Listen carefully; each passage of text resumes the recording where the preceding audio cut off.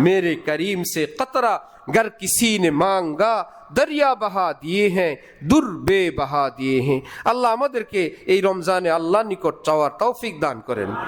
রমজান কি রোজা রাখার না ওলি হওয়ার? ওলি শব্দ শুনলে অনেকে ভয় পায়, যে বলে কি হুজুর মানুষ আপনারা ওলি আল্লাহ হন, আমরা ওলি আল্লাহ হইতে পারবো না।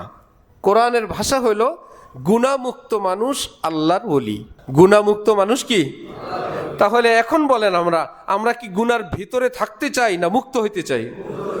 কেউ কি আছে যে না হুজুর আমি গুনাহমুক্ত হইতে চাই না, না আপনি ওয়াজ করেন যাই করেন আমি কিন্তু গুনাহ ছাড়বো না, আমি সাধারণ মানুষ, আমি ব্যবসায়ী, আমি চাকরিজীবী, আমি গুনাহ ছাড়তে পারবো না, আমার পাক্কা সিদ্ধান্ত আমি গুনাহ নিয়েই বাঁচবো, এরকম কেউ নেই। না, সবারই আশা, চোরও নিয়ত করে চুরি ছাড়বো, ডাকাতও ভাবে ডাকাতি ছাড়বো, সুদ ঘুষে জড়িত মানুষও ভাবে না আর করবো না, এটা বর্জন করেই দিব। কোনো মানুষের আশা নাই গুনার মধ্যে থাকবো। ইনাউলিয়াউহু ইল্লাল মুত্তাকুন এর এক তাফসীর হইল কোরআনে পাকে আল্লাহ পাক বলেন যে গুনাহ বর্জন করে দেয় আমার সেই বান্দাকে আমি সাধারণ বান্দাকে মুসলিমের খাতায় রাখি না, আমার বন্ধুদের কাতারে শামিল করে দিই।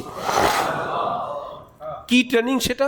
সারা বছর আমরা করণীয় আমলগুলো করি, নামাজ পড়ি, দান করি, তেলাওয়াত করি, করণীয়গুলো।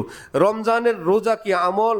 এটা আমাদের করণীয়, বর্জনীয়। খাওয়া বর্জন, স্ত্রীর কাছে যাওয়া বর্জন, গীবত বর্জন, জুলুম অত্যাচার বর্জন। বর্জনীয় আমলের একটা ট্রেনিং হলো রমজান। নিজের অভ্যাসের সকালের ব্রেকফাস্ট, দুপুরের খাবার, বিকালের চা, মাথা গরম হয়ে যায় সময় মতন খাবার প্রস্তুত না থাকলে, সব গরমের মাথা এখন কি ঠান্ডা, যে কারণ বর্জন। হালালও বর্জন।